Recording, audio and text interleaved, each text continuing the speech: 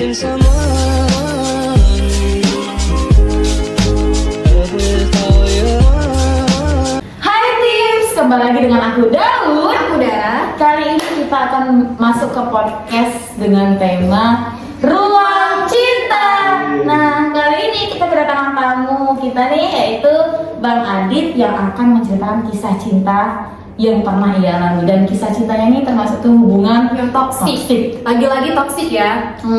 Oke, langsung saja nih kita mulai dengar gimana sih cerita Bang Adit. Ya, langsung saja Bang Adit, silakan. Nah, terima kasih Daun. Jadi pada tahun 2018 itu cinta pertama aku di kelas 2 SMA. Singkat cerita ketika selesai sekolah itu kami udah jadian sekitar 1 tahun. 1 tahun di bulan 2 ya kan. Nah di situ aku posisi udah kerja di rumah sakit, di salah satu Banda Aceh, di bagian asdok, kalau bisa kita bilang asisten dokter PPDS lah bagian anak. Nah di situ dia mulai kayak aku udah jarang kasih waktu ke dia 24 jam. Nah, karena kan bisa kita bilang kalau dokter itu kan sibuk ya kan. Nggak tentu juga kan. Dan juga aku di situ ada jaga shift malam. Kadang aku nggak pulang selama 2 hari atau 3 hari karena harus buat status pasien segala macam lah. Jadi nggak sempat ngabarin lah ya. Nah jadi waktu itu aku kena bagian UGD. Nah waktu tengah malam itu ada kejadian di datang pasien darurat lah kita bilang ya. Darurat, posisi aku lagi ngechattingan lah sama beliau. Nah waktu datang pasien yang gawat darurat itu, aku terit chat dia. Nah terit di situ dia terit. Nah jadi kayak aku belum sempat terbalas gitu. Nah pada saat itu jadi kan HP kan aku gabung nih, semua kami gabung kayak dokter-dokter bidan segala macam kan, itu sibuk lah kita bilang.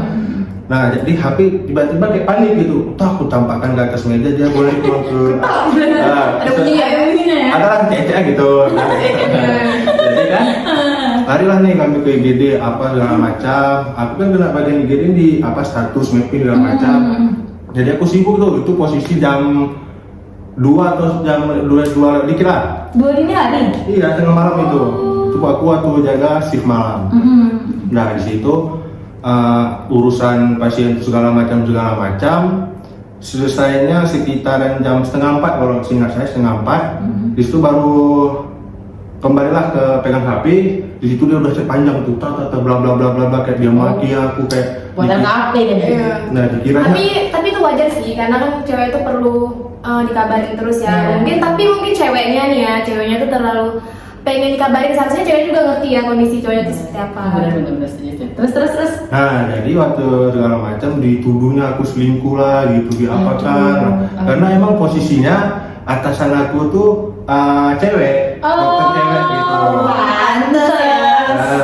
Jadi kan kemana-mana kan kalau aku ada perlu pasti sama dia gitu kan, kayak kemana-mana saya kayak di luar jam kerja kadang aku jumpai dia nih, kok bisa dibilang aku kurang ngerti lah ilmu kedokteran itu. Nah jadi kayak jumpai dia, aku tanya segala macam kayak prepare misalnya kayak besok kami ada ruang operasi nih. Nah, banyak lah komunikasi dengan atasanmu yang dokter ini. Ya, jadi kayak gitu. aku kan nggak ngerti nih cara bela-bela manusia ini. Kan bisa dibilang kayak gitu. Jadi kayak aku tanya apa aja yang harus kau lakukan di ruang operasi gitu. Nah, jadi kayak pernah di suatu saat itu di kafe salah satu Banda Aceh, aku sama dia nih, dia pergi sama dia ini siapa nih? pacar aku. Oke, kita namanya Mawar ya. Ya Mawar. Dia sama si Mawar nih. Nah jadi aku sama dokter ini rame nih, nggak berdua aku sama dokter nih. Ada sebagian anak koas dan anak PPDS yang duduk di kafe itu. Datanglah Mawar nih sama kawan-kawannya di garis besar. Pas posisi dia datang itu, aku lagi berdua sama dokter ini, lagi nunggu yang lain datang gitu. Nah di situ dia foto, dikira aku selingkuh gitu.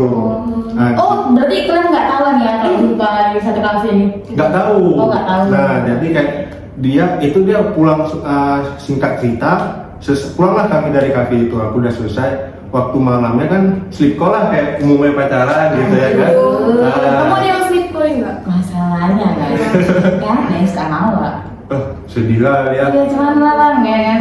Bismillah. Oke lanjut. Nah, jadi waktu sleep call itu dia nggak membahas masalah itu, jadi kayak dikumpulkan masalah-masalah, terus dituangkan semuanya gitu. Cewek emang Cewek manggil sih. Kalau nggak ada masalah ada masalah. Iya. Oh enggak. Nah. Benar. Lanjut. Nah posisinya kami itu udah saling kenal sama orang tua.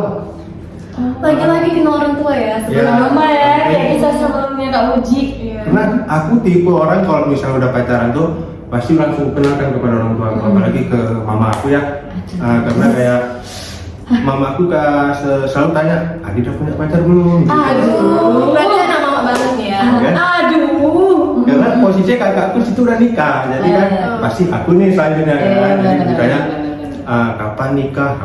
Padahal umur aku masih kecil ya, gitu kan. Iya.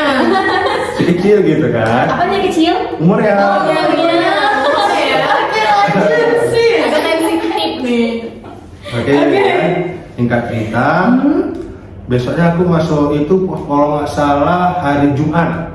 Aduh Jumat berkah lagi. Nah, Jumat, aku di situ nggak sholat Jumat tuh karena masih di rumah. Astagfirullahaladzim.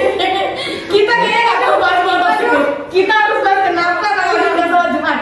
Nggak posisi aku sholat Jumat itu aku lagi bedah orang patah tulang. Oh, Ada gitu ya, dari jam 10:30.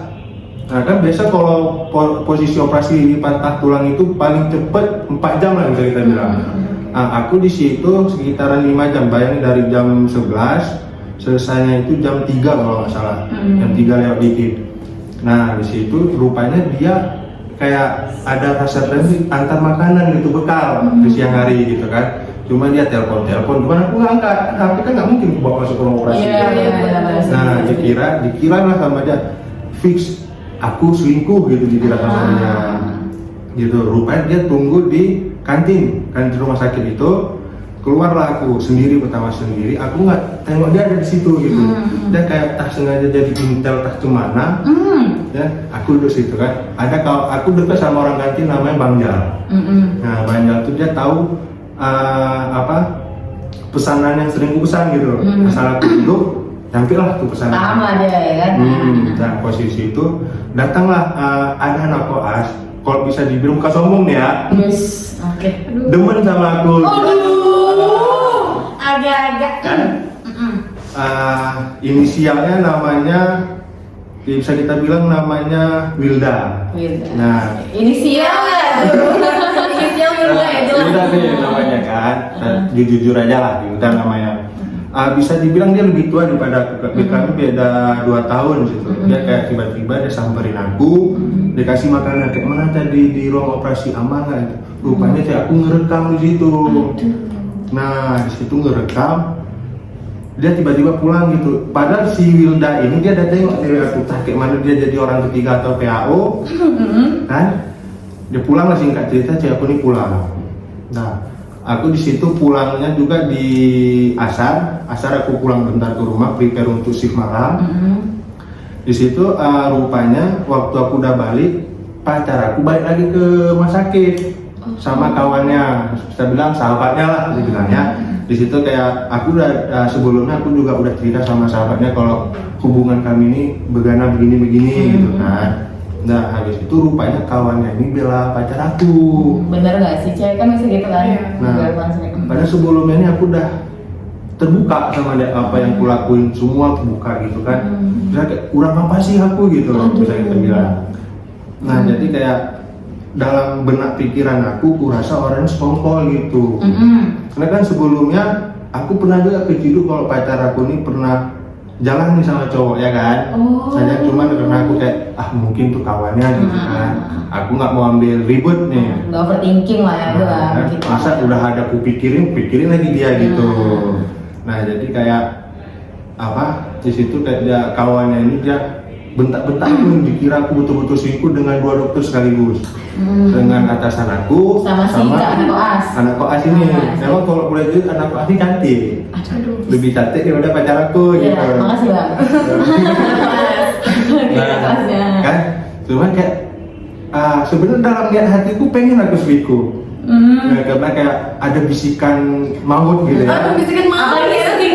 gitu kan sama gitu kan, jadi kayak lebih tergoda gitu kayak bisa lah ya.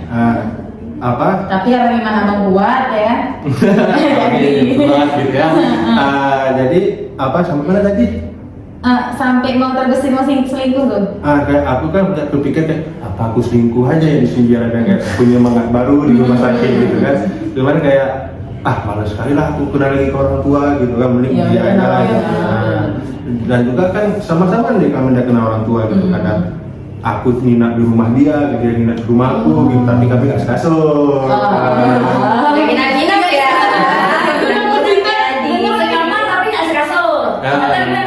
Dia kadang kan bisa dibilang suami kakak aku nih kerja di luar kota, jadi dia temenin kakak lah ya. Bisa dibilang gitu. Lanjut. Jadi dia pikir kayak males aku nih kenal ke orang baru gitu kan, harus mulai dari nol gitu. Mending kita memperbaiki masalah gitu. Iya benar, setuju.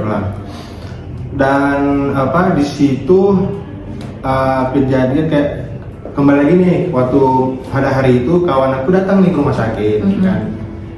Dia kayak aku bilang namanya si Nanda nih, gue bilang Nan tolong aku lah Nan, aku begana begini nih, pacarnya si Mawar kawannya. Kawannya si Mawar. Kawannya si Mawar dia ngebela dia kalau bahasanya aku dituduh selingkuh gitu.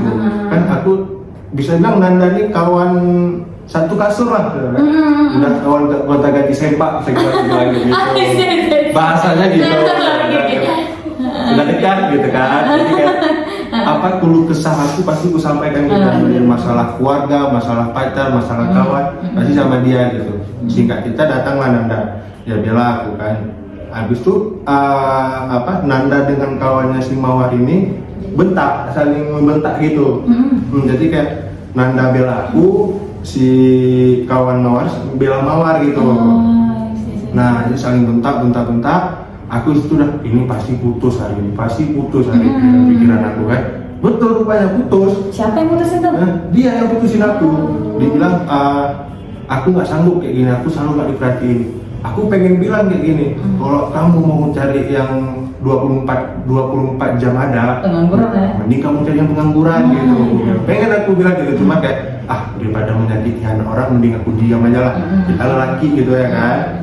Ya udah, jadi kayak dia bilang ya udah lanjut kita udahan aja sampai sini.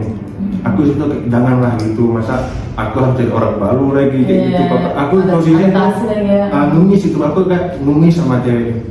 Kawan aku sampai nengok, kok cowok dia nggak boleh numis gitu kan. Cowok itu tipenya tuh memilih bukan dipilih gitu. Kayak pantai ya. Berujung putus ya. Kayak kita ngeliat dokter cinta. Iya, halo Adi. Oke, jadi menurut dokter cinta nih, ini termasuk hubungan toksik atau apa sih sebenarnya? Iya, bisa dikategorikan hubungan toksik atau hubungan yang nggak sehat ya gitu.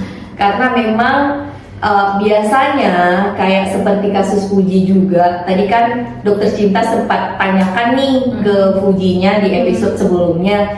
Itu kebanyakan orang yang toksik itu dia memang melakukan hal seperti itu, makanya dia antisipasi di hubungan dia. Iya betul. Nah gitu, misalnya nih si cewek ini dia suka ngelirik cowok lain, ada hubungan sama cowok lain, jadi makanya dia ngebuat Adit dia pasti ngeres tuh, mikir Adit tuh seperti itu karena dia yang seperti itu.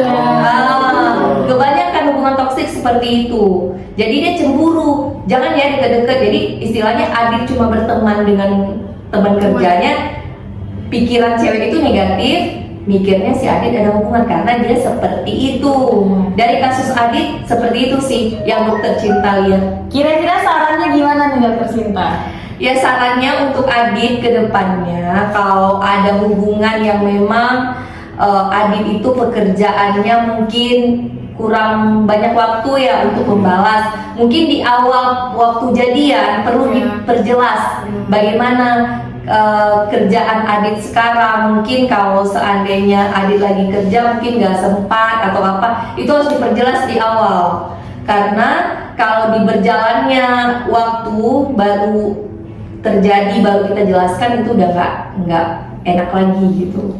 Jadi bagusnya di awal gimana kita tanyakan ke ceweknya, sanggup nggak dengan pekerjaan saya seperti ini. Kalau dia menyanggupi, oke, jalan. Kalaupun nanti di pertengahan dia kurang ngerti, kita enak bilang nih ke dia, kan sudah dibilang dari awal Oh, iya, pekerjaan betul. saya seperti itu. Iya. Jadi harus diperjelas. Itu sih saran buat Adit dari dokter cinta. Oke. Tapi kan sebelum gini loh kak, waktu aku belum jadi asdok Iya. itu kan kami posisi udah jadian. Jadi Iya. kayak aku dapat kontrak di situ 1 tahun sebenarnya. Iya. Kan? Jadi perkara putus sama dia tuh 8 bulan aku kontrak. Jadi kayak aku ngeresign gitu. Dan waktu sebelum aku masuk itu, aku udah minta izin sama dia.